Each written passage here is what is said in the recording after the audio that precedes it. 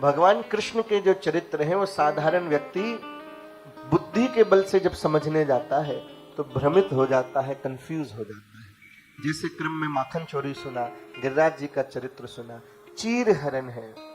चीर हरण को लेके लोगों के मन में बहुत मिसअंडरस्टैंडिंग है। लोग चित्र बना देते हैं जिसमें बड़ी बड़ी स्त्रियां हैं जिनके वस्त्र ठाकुर जी ने पेड़ पे रख रखे हैं। यहाँ संत बता रहे हैं कि जिस समय चीर हरण हुआ उस समय सभी गोपियों की अवस्था जो है छोटी छोटी कन्याओं की थी। 7 वर्ष, 6 वर्ष, 5 वर्ष, 8 वर्ष, छोटी छोटी कन्याएं। चीर हरण क्यों किया? इतनी सारी गोपियों के चीर चुरा के भगवान को क्या सेल लगानी थी? करना क्या था भगवान को? क्या कॉन्सेप्ट क्या है? वस्त्र क्यों चुराए गए? जब हम सीधे लिटरली किसी शब्द के ऊपर गौर करते हैं ना तो हम शब्द का अर्थ समझते हैं, भाव नहीं समझ पाते।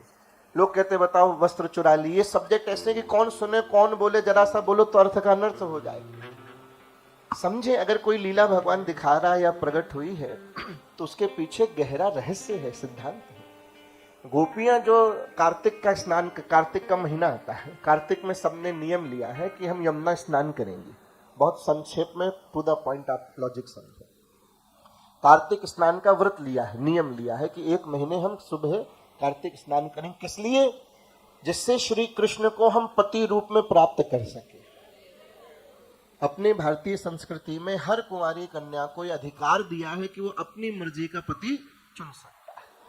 ये आज का ही नहीं है कि आज के बच्चे कहते हैं कि हमें अधिकार है, हमें मौका नहीं देते। ये हमेशा से हमारी संस्कृति में उसको ऑप्शन है कि हमेशा से वो अपनी मर्जी का पति या अपनी मर्जी की पत्नी दोनों ही चुन सकते हैं। उसको अधिकार है उसके जीवन का। माता पिता या उसके बड़े जो है, उसके जो हितैषी हैं, वो उसकी मदद करते हैं, वो अपने अनुभव से उसको बताते हैं।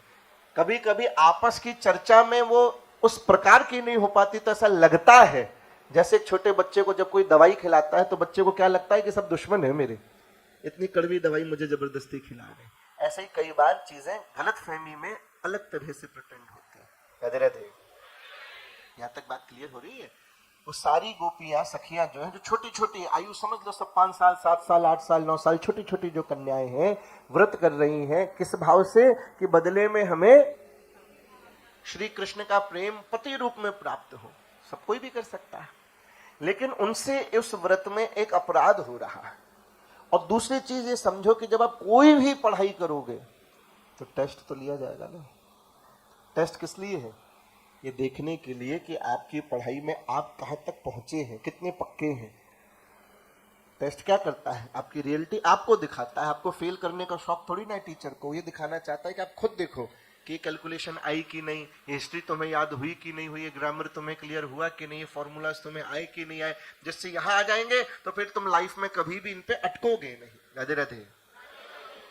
तो परीक्षा लेने के लिए कि इतनी सारी गोपियां एक व्यक्ति को पति रूप में पाना चाहती हैं, तो भाव क्या है? क्या भाव ये है कि नंद का जो लाला है बहुत सुंदर है, देखने में बहुत आकर्षित है, बहुत बलवान है, बड़े बड़े राक्षसों को जिसने मार दिया, 6 दिन का था, पूतना मार दी, पौने 7 वर्ष में इतने बड़े गिरिराज जी जिनकी 21 किलोमीटर की परिक्रमा है, उनको अपने चिंगनी पे और चिंगनी के भी नाखून पे धारण कर लिया, वो भी 7 दिन रात तक। तो भाई बहुत बलवान है।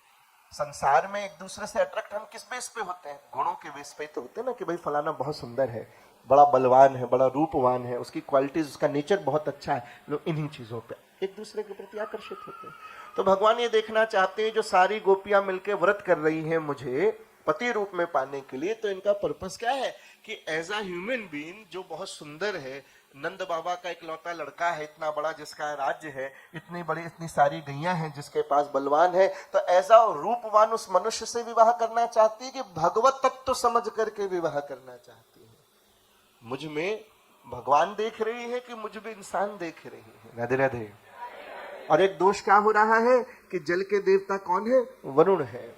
तो नियम है, ऐसा सिद्धांत है, समुद्र हो, नदी हो, तालाब हो, पोखर हो, सरोवर हो, कोई भी ऐसा जो स्थान है, वहां पे चाहे स्त्री हो चाहे पुरुष हो, उनको नग्न स्नान नहीं करना चाहिए। वरुण देवता के प्रति अपराध होता है, डिग्निटी मेंटेन करनी चाहिए। लेकिन ये जितनी कन्याएं जो व्रत कर रही हैं, जो स्नान कर रही हैं, इनसे ये भूल हो रही है। तो ठाकुर जी उनका दोष जो है दूर करना चाहते हैं। समझे, जब आप भगवान भरोसे होकर कोई काम करते हैं तो उसमें जो भी अगर कमी रह भी जाएगी तो उस कमी को स्वयं ठाकुर दूर करेगा।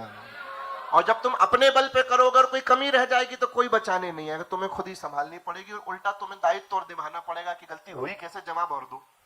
एक तो तुमने आयोजन किया, खर्चा भी किया, सब किया, अगर कोई कमी रह गई तो दोषी भी ठहराए जाओगे और एक्सप्लेनेशन और देनी पड़ेगी कि हुआ क्यों।